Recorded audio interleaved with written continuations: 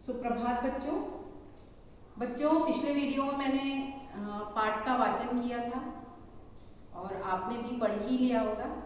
आज मैं आपको इस पाठ को समझाऊंगी। तो आपको पाठ का नाम और ये तो सब पहले भी मैं बता चुकी हूँ। विधा, लेखक, शिक्षा इसमें है, ये लिखी हुई है। अब मैं आपको पाठ समझाती हूँ। वह जहाज पर काम करता था क्योंकि इस बार भी वह एक नए सफर पर निकला। अचानक समुद्र में तूफान आ गया, सारे यात्री डूब गए।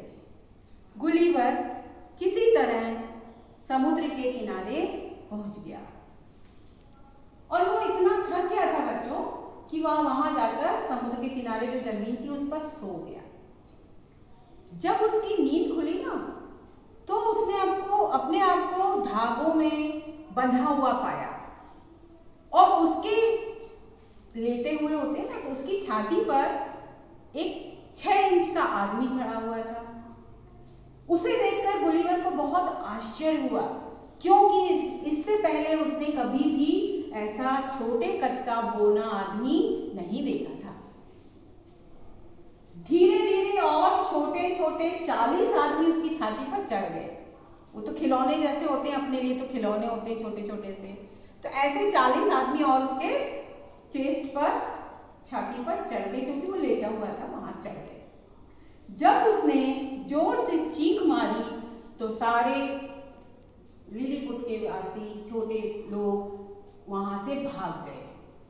अब उन्होंने गुलिवर पर तीर चलाना शुरू किए, क्योंकि वो छोटे थे तो उनके तीर भी उतने ही छोटे थे, सुई की तरह तीर थे। तो वो तीर गुलिवर के शरीर में सुई की भांति चुभने लगे। गुलिवर बुद्धिमान था, वह समझ गया कि क्या करना चाहिए। तो उसने हार मानने का अभिनय किया कि मैं आपके सामने हार मानता हूं। फिर उसको भूख लगी। उसने अंग्रेजी भाषा में, वैसे तो गुलिवर को विश्व की अनेक देश भाषाएं आती थी, लेकिन यहाँ उसने वहाँ के लोगों को अंग्रेजी में बताना चाहा कि मुझे भूख लगी है, लेकिन उन लोगों को ये भाषा समझ में नहीं आई। तो उसने संकेत के द्वारा, इशारे के द्वारा कि मुझे भूख लगी है, तब उन्हें समझ में आया कि गुलिवर को शायद भूख लगी है।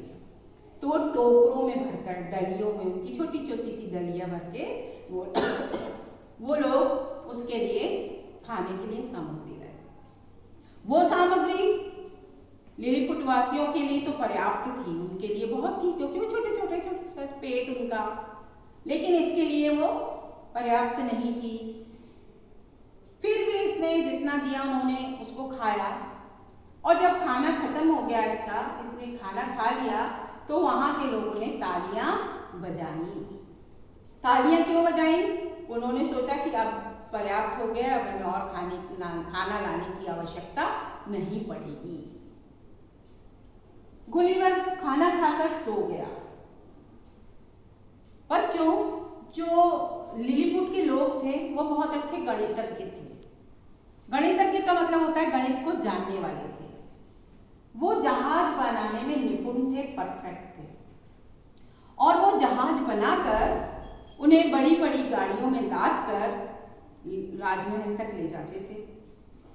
तो ऐसी ही एक गाड़ी में, जिन पर जहाज ले जाया जाता था, वैसी ही गाड़ी में गुलिवर को लाद कर राजमहल तक ले जाया गया। मतलब गाड़ी में डालकर उसको राजमहल ले जाया गया। वहां के जो राजा थे उन्होंने गुलिवर का स्वागत किया, उसकी अगवानी की। उन्होंने इससे कुछ बोलना चाहा, लेकिन इसको समझ में नहीं आया। फिर वहां के राजा ने वहां की भाषा सिखाने के लिए एक पंडित नियुक्त किया। तो गुलिवर ने उससे वहां की भाषा का काम चलाऊ ज्ञान ले लिया, ताकि विचारों का आदान प्रदान हो सके। अब लिलीपुट के राजा और गुलिवर में बहुत अच्छी मित्रता हो चुकी थी। तो राजा ने बताया कि हमारे पड़ोसी एक राज्य है ब्लेफुस्कु, उसके जो सम्राट हैं उन्होंने एक शक्तिशाली जहाजी बेड़ा तैयार किया है और वो लिलीपुट पर आक्रमण करना चाहता है। जब गुलिवर ने ये बात सुनी तो उसने राजा को भरोसा दिलाया कि मेरे रहते हुए आपका कोई बाल भी बांका नहीं कर सकता, आपका कोई कुछ बिगाड़ नहीं सकता। अब गुलिवर समुद्र के किनारे गया, उसने टेलीस्कोप लगाकर समुद्र में दूर तक देखा तो उसे वहां पर 50 से ज्यादा जहाज खड़े हुए दिखे।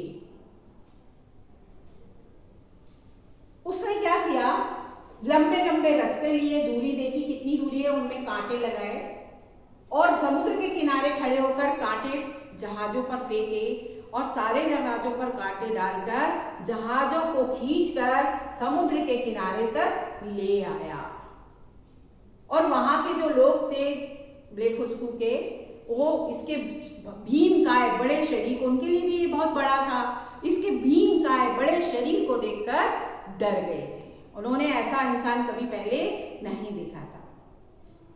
जो ब्लेफुस्कु के लोग वहां आक्रमण करने की तैयारी कर रहे थे वो गुलिवर ने विफल कर दी, असफल कर दी। अब वहां के राजा बहुत खुश हुए। गुलिवर को अपने देश की याद आई। उसने राजा से जाने की अनुमति मांगी कि मुझे अपने देश वापस जाना है। तो वहां पर एक जहाज भी आया हुआ था।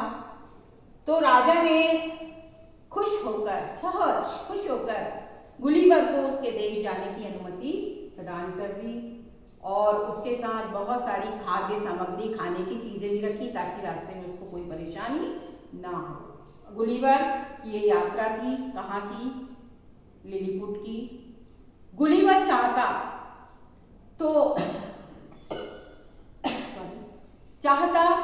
तो धागे तोड़कर भाग भी सकता था, लेकिन वो वहां से नहीं भागा। क्यों नहीं भागा?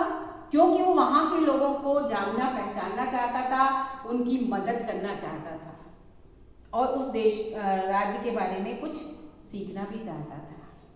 तो बच्चों, इस पाठ से हमें ये शिक्षा मिलती है कि जैसे लिलीपुट वासियों ने उसका सहयोग किया, गुलिवर का दया दिखाई, उस पर खाने पीने की सामग्री दी, वहां के राजा ने मित्रता निभाई, उसे वहां की भाषा का ज्ञान दिलवाया और गुलिवर ने भी वहां के राजा के साथ अपनी मित्रता निभाई और गुलिवर ने अपने अच्छे व्यवहार से, अपनी विनम्रता से, अपनी अच्छाई से वहां की जो विपरीत परिस्थितियां थी उनको अपने अनुकूल बना लिया।